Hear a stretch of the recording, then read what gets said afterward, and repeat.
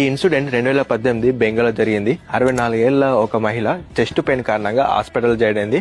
ఆమెకు 3.5 లక్షల hospital bill వచ్చింది. సో దాన్ని వాళ్ళు కట్టలేని స్థితిలో ఉండడం వల్ల చాలా ప్రాబ్లమ్స్ వల్ల అది లాస్ట్ కు కోర్టుకు దాకా వెళ్ళింది. సో కోర్టులో ఇప్పుడు వాళ్ళైతే పోరాడుతున్నారు.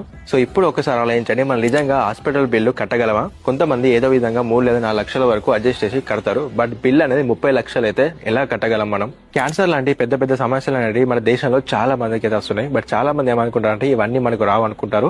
ఇన్ కేస్ మనకు వస్తే ఆ బిల్ అనేది మనం భరించగలమా? ఒకప్పుడు చాలా మంది ఇలానే అనుకొని ఇప్పటికీ వాళ్ళ హాస్పిటల్ బిల్లును కట్టలేకపోతున్నారు. అలా కట్టలేకపోయిన వారు సోషల్ మీడియాలో, ఇన్స్టా, యూట్యూబ్, వాట్సాప్ లలో క్రౌడ్ ఫండింగ్ లాగా వాళ్ళైతే మనీ అనేది కలెక్ట్ చేసుకుంటున్నారు.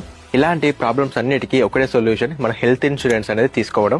జస్ట్ మనం ఈజీగా 400 లేదా 500 నుంచి హెల్త్ ఇన్సూరెన్స్ అనేది మనం ప్రశాంతంగా బతకాలనుకుంటే ఖచ్చితంగా మనందరికీ హెల్త్ ఇన్సూరెన్స్ అనేది 25% దాకా డిస్కౌంట్ కూడా వస్తుంది. కాబట్టి ఇప్పుడే మీకు ఎలాంటి ప్రమాదం జరగకముందే మీకున్న మీ ఫ్యామిలీకి హెల్త్ ఇన్సూరెన్స్ అనేది తీసుకోండి. అండ్ మీ వీడియోను ఖచ్చితంగా మీ ఫ్యామిలీ మొత్తానికి అయితే షేర్ చేయండి. వాళ్ళు కూడా మీరు హెల్ప్ చేసిన వాళ్ళు అవుతారు.